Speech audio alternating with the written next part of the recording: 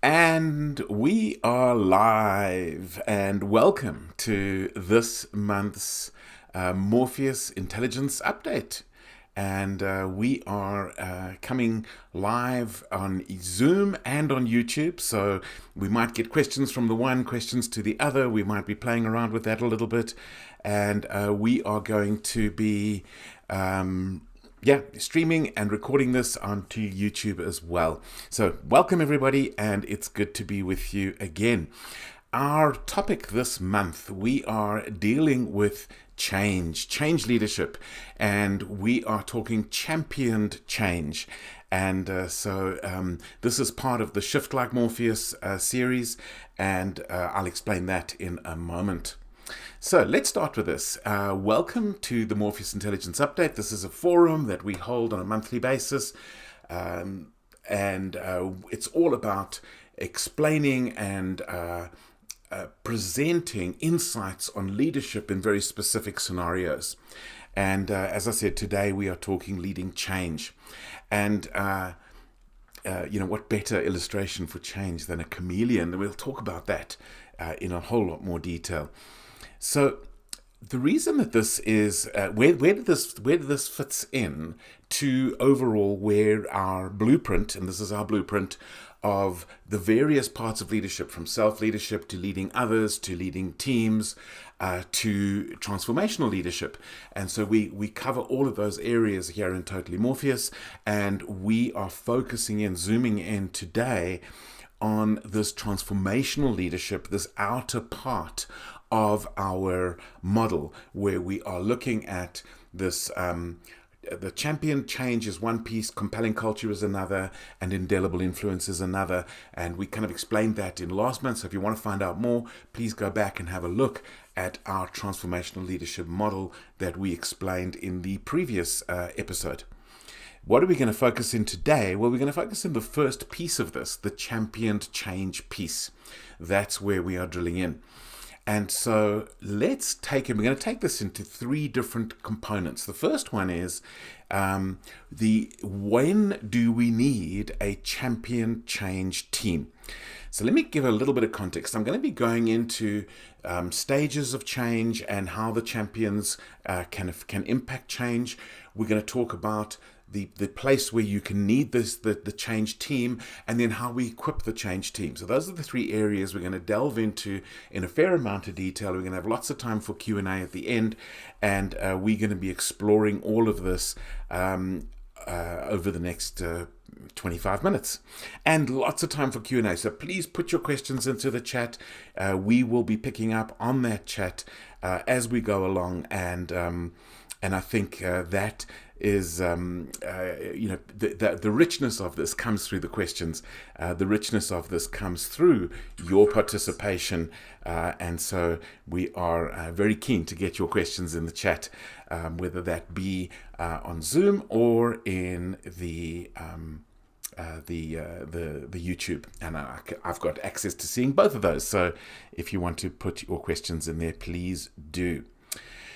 Right, so let's delve into this a little bit. When do we need a championed change team? So why do we even call our change leadership model championed change? And this is all about something very, very straightforward, and that is that change is never going to be successful without buy-in at all levels. Now, I don't say buy-in by all people, but buy-in at all levels is absolutely critical. And very often what I see is I come across leaders who kind of wonder why a change didn't work. And by the way, I think less than 15% of changes actually come in on time, on budget, and deliver what they're supposed to be delivering. And so change doesn't work when we just go, oh, well, I announced the change, surely it's all happening. This whole idea of announcing the change is not implementing change. And so when we want to develop that, we want to deliver proper change, we want to actually have that change coming through clearly, fully implemented, fully bought into as much as it's possible, and so on. And so that requires a change champion team. Now, there are 3 different places that we can bring in a change champion team. And so I'm going to be exploring all 3 of those now. So the first area is when we are exploring why we need the change in the first place. It's so interesting how often we're very inspired to change, but have we fully explored, and do we have all of the information? So you may be thinking, well, yeah, as leaders, I've got my finger on the pulse, I've got my ear to the ground, I know what's going on, or I see the big problem, nobody else can see it, I know how to fix it. Well, that's not what the research says. So there's a wonderful thing from a guy called Sydney Yoshida. And I remember discovering this many, many years ago, and it kind of totally blew me away when I discovered it. And what Sydney Yoshida found, I'm just looking for the exact reference, they call it the iceberg of ignorance. The iceberg of ignorance.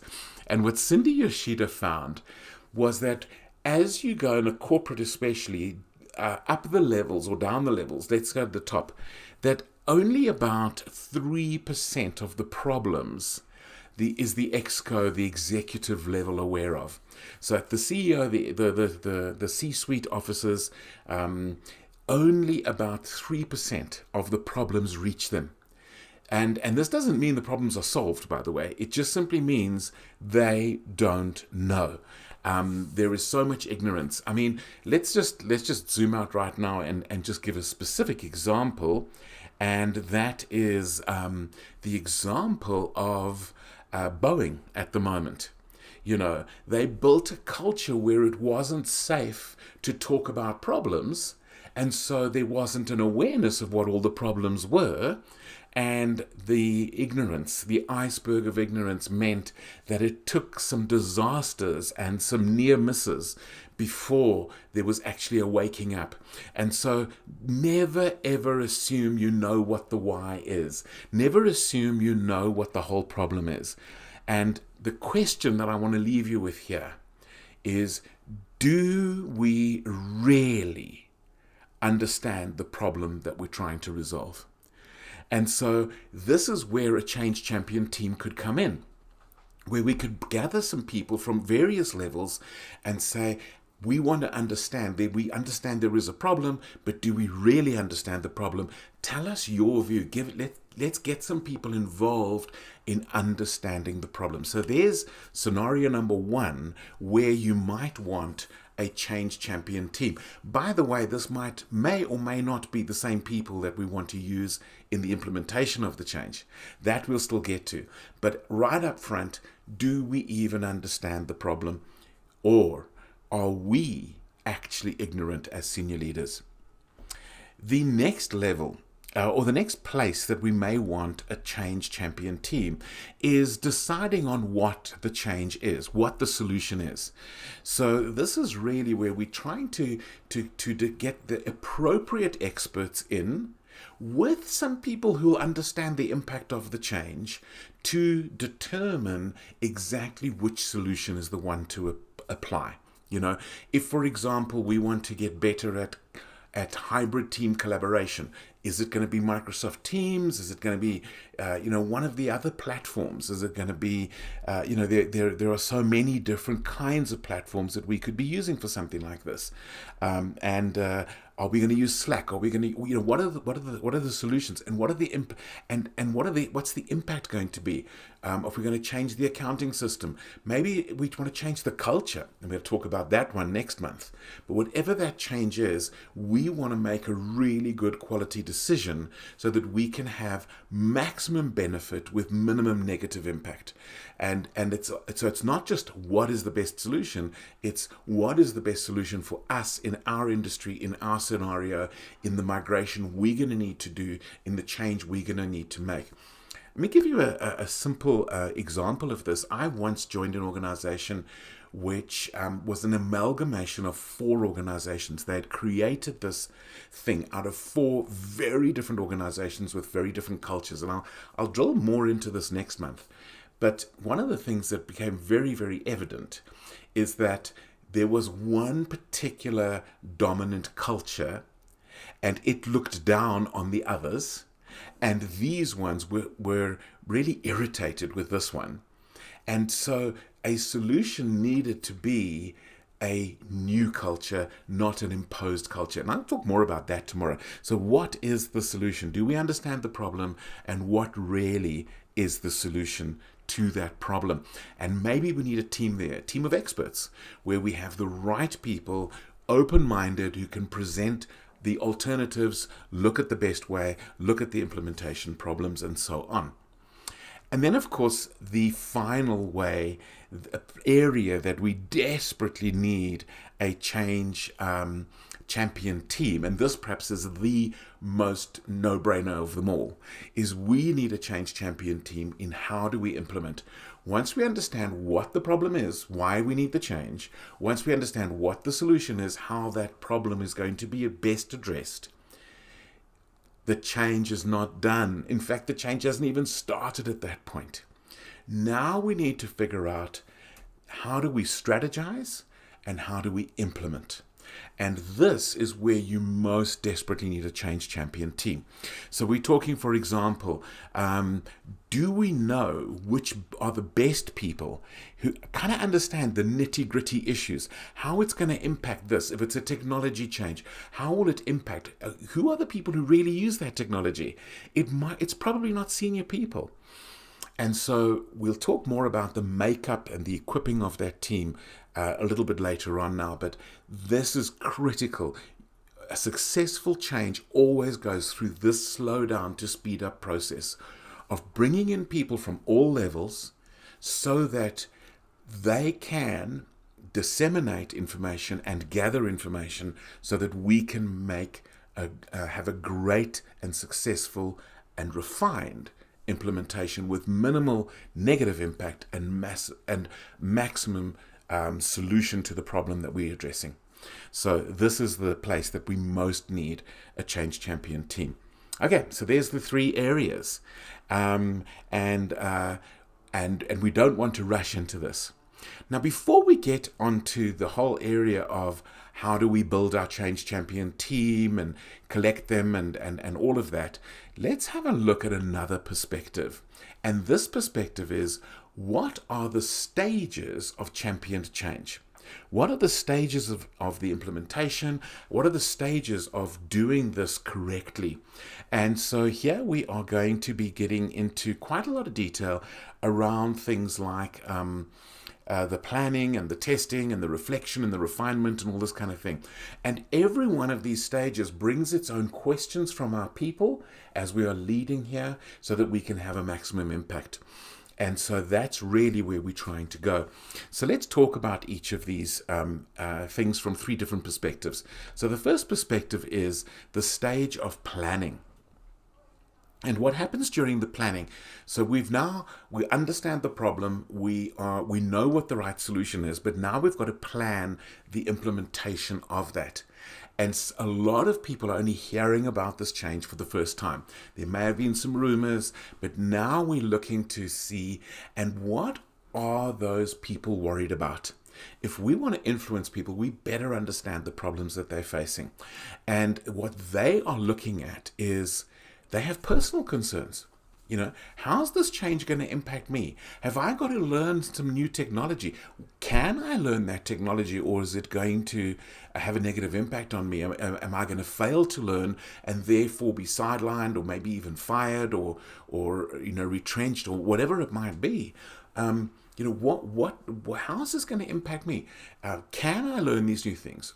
Or it could be even positive thoughts about that. It's like, here's an opportunity for me. Maybe I can get promotion through this. And by the way, I remember very early on in my career, we were looking at, I was in tech. I think a lot of you know that by now. I was in tech, and we were looking at migrating and implementing a new network system. And I'm talking about the 1980s, right? And in this time, we were migrating from, we were getting PCs for the first time. I think we were rolling out, about 500 PCs in the organization.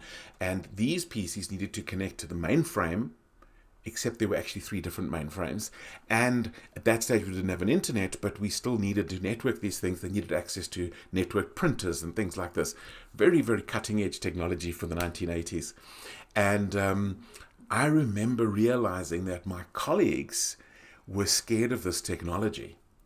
And I dove in and I mastered it. It took me forever to get there. But in the end, it made me promotable. And it got me actually a new job ultimately in networking through the problems that I solved there. So it was an opportunity for me. So the information concern there is, can I benefit? And for some people is, am I threatened? So the information concerns. And then with that, we also have the personal concerns. And then we have the information concerns. What's the schedule? How are we going to do it? Is there a plan? How do we raise concerns? All of these kinds of things are kind of coming into that. Then we have the testing, and I just love this picture. Oh, my designer. The testing phase, and in the testing phase, we want to know, what are the concerns about the impact of the change and the implementation of the change? So the actual details of how we're going to be rolling it out and we're going to test it. And people are kind of very concerned about, is this going to just be forced overnight and all these kinds of things? And what are the real benefits and so on? So the testing phase, we can actually get clarity on the implementation and the impact, making sure that it's going to deliver, and how we involve people, and people want to be able to feel heard, that their concerns will be addressed in the implementation. And so we want to be very, very clear about that. And then the final thing is, we want to be able to reflect afterwards. We want to be able to refine. So as the implementation is going on, and we've got this testing and implementation phase nearing its end, we want to be going into seeing refinements, involving people in, how could we make this even better? Is there a 20% tweak that'll make an 80% improvement?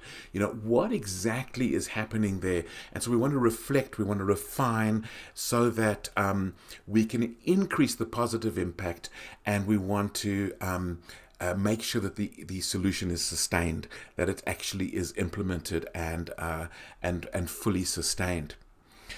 So those are the different stages. So from planning to the testing and implementation to the reflection and refinement stages, there we want to be able to address the concerns and make sure that there is buy-in. So how do we make sure that there is buy-in if we don't have a change champion team? This is, again, just showing how obviously this idea of announcing the change is the change. No, doesn't work. Doesn't work whatsoever. So now we've got some clarity of 3 different stages that we could bring in change champions, and the last one absolutely is critical. The other 2, I think, are really important as well. Now we also understand that there are different stages of implementation or different stages of the rollout of the change, and we have different needs we want to address during that. That then takes us to, so how do we build these champion change teams? So we understand the need for them, we understand when we need them, we understand why we need them, how do we build them? And I think to start with, it's really important to understand that typically with any change, you're going to get one of 3 kinds of responses from people. Of course, these blurs on a continuum, right? And so you're going to get different shades of this, but let's just describe it. You're probably going to get typically about 15% of people who are just gung-ho. They are bought in. They're the greens. Think of a green traffic light. These are the people who go, yes, this is what we needed. I'm on board. It's going to be so great. All this kind of thing. Very useful people to have, but be aware it's probably only 10 or 15% of your people. At the complete other extreme, we have the reds, the resistors. So that we have the positives, and then we have right at the other extreme, the resistors. And these are the people who are resisting the change. They're pushing back. They're going, it's not going to work. You haven't been listening to us. There's a better solution. The change is poorly planned. All of that kind of thing. The resistors. Or even, but there's nothing wrong with the way it is. Let's just keep doing the way we've always done it. These could be resistors. And that's also probably typically 15%. These percentages will vary through how well the change is planned, and also through how the different kind of change it might be, and the different levels of pain with the old that needs to be shifted. So in my culture example earlier on, where there were these 4 cultures, the one said, we don't need to change. This is the culture. Our culture is the right culture. And the others were going, you think you're superior to us. And so those people wanted to resist this idea that we needed a different culture because they felt they came from a superior culture anyway. Isn't that interesting in our organizational culture development? But the majority of our people, maybe up to 70%, are what we call the undecideds. They're the ones in the middle. So we might have the greens and the reds, but somewhere in the middle we have these undecideds. And we want to be very, very aware of these. And so the question we want to ask here is, how do you move some of the undecideds to be positives and some of the resistors to be undecided? This is actually what we want to do. If we could just make a smallish move of this, and it's all about awareness. And so we really, really want some awareness at this stage. So we have a question from the Zoom audience, which is, how will you support employees who might struggle with the change? They might not be resistors, but they're not forthcoming. So these are the undecideds. And the way we support them is through the Champion to Change team. So that's going to become a lot clearer with the next 2 areas as well. And I'll come back to this question because it's such a good question and such an important thing to be aware of.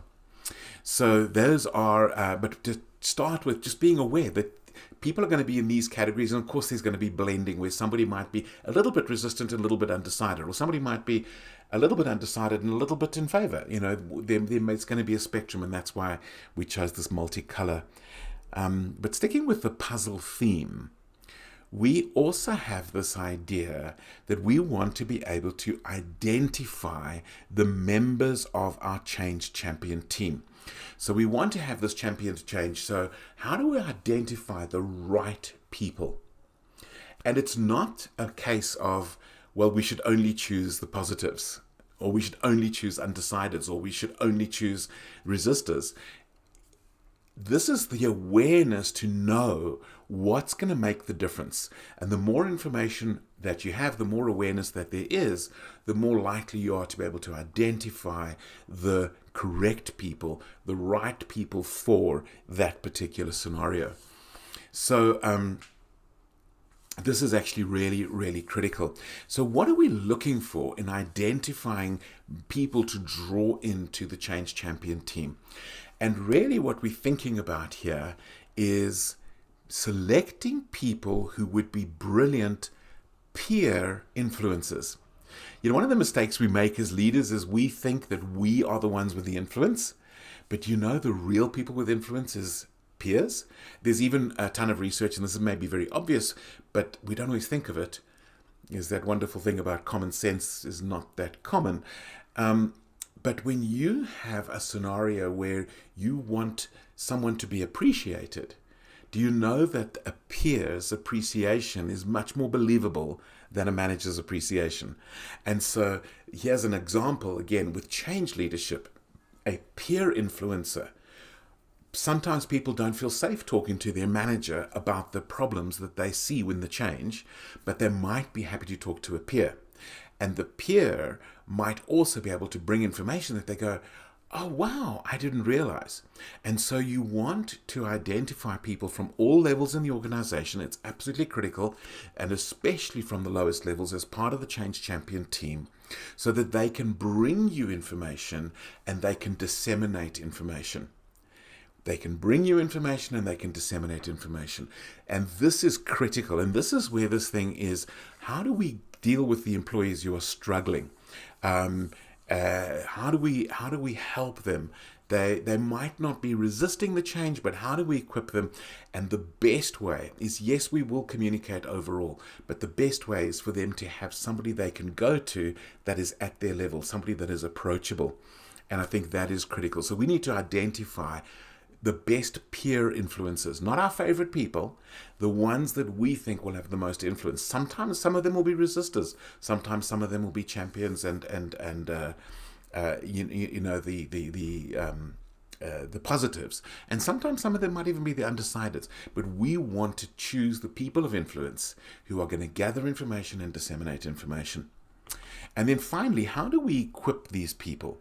What does each of these team members need to be able to be good at gathering information and good at disseminating information?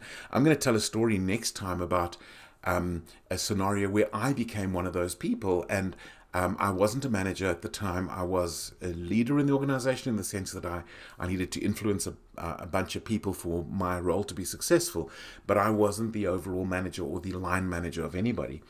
But it was so interesting how seriously they took the change champion role and invested serious amounts of money in equipping us. So, for example, listening skills. Do we need to equip them with listening skills?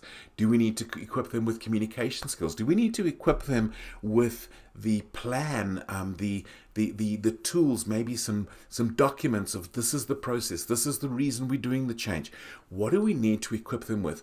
Various tools and information and maybe skills for them to play this champion change role, where they can be giving us the information we're missing and feeding out the information that our people are missing that they aren't aware of. So that is our process. And we've got a question from an email. I'm part of a team who seems continually going through change. They follow proper change management process, master the art of change management because they're continually going through change, one after the other. What advice do you have for this scenario? Well, one of the things is, and maybe this is part of that iceberg of ignorance, is that I very often see change overload, where people are struggling to get one change through properly and the other one's hitting and another one's hitting and another one's hitting. And I think, again, we need prioritization of change. I was once working with an organization where they had identified that there were over 2,000 simultaneous change initiatives happening in the organization.